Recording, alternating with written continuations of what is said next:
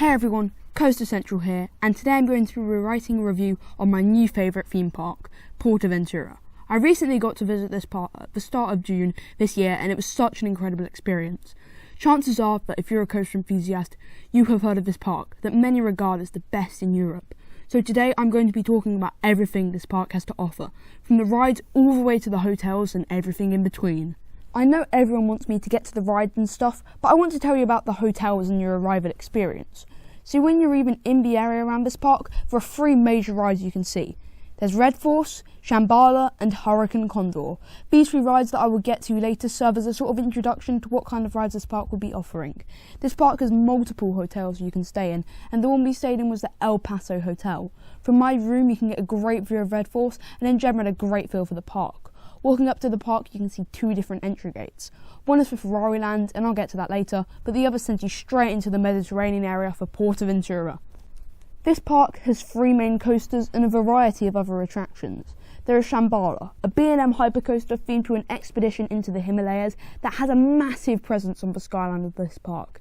Another ride at the back of the park is Dragon Khan, a B&M looper that inverts riders 8 times. Before Colossus, this held the inversion record, and it has a super fun and whippy layout.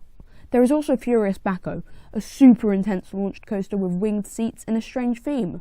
All of this ride is super low to the ground, and it's honestly one of the most memorable experiences at the park.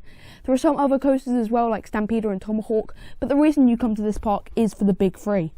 The coasters aren't the only form of ride here though. You got Hurricane Condor, probably the scariest ride I have ever been on because of how long you are dropping down and how up you go. There is also a street mission, a Sesame Street themed dark ride that I honestly love. It is like a shooting ride, but instead of shooting things you pick up a trail of cookies, and that's pretty unique. Also, all throughout the building it smells like fresh cookies, and I just love that. The park also has one of the best collections of water rides out there.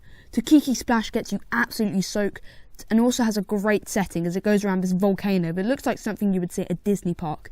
Silver River Flume is a log flume that can also get you wet whilst giving great views of the area it is in.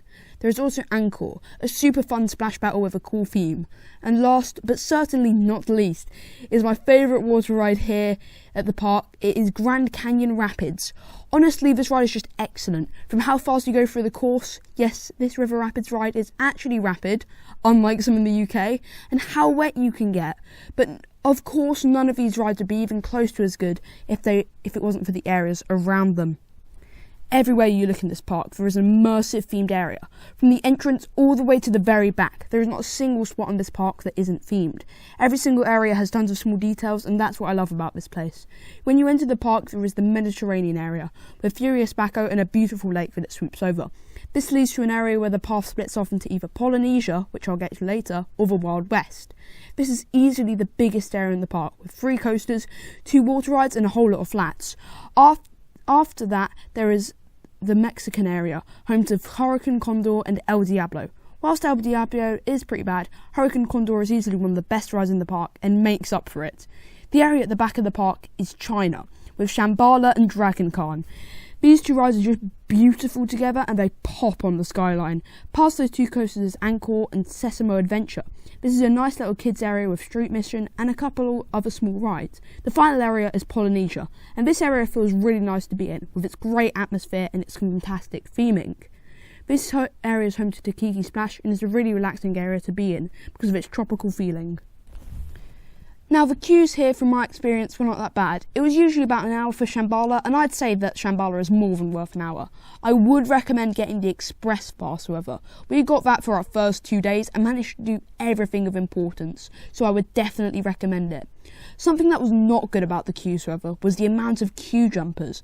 There were a lot of school trips, and a lot of kids in these school trips would push in front of you and would just make your wait longer. That is pretty much my only negative for this park though. The rest is just great. Also, the single rider queue is kind of a scam. Like, I waited over half an hour more in the single rider line than I would have in the main queue. So, yeah, that was probably not helped by someone vomiting on Shambhala though.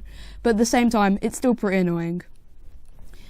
Now the food at this park is actually quite nice. On the first day we ate at the buffet in the western area and it was quite good. The next 2 days we had pizza at the cafe in the front of the park and it was really good as well. In total, the food at this park was much better than I anticipated and was just nice. There is also an entire other gate of entry in this park with some rides that pack just as good a punch of any of the rides at Portaventura, but with so much less of a queue. This is Ferrari Land.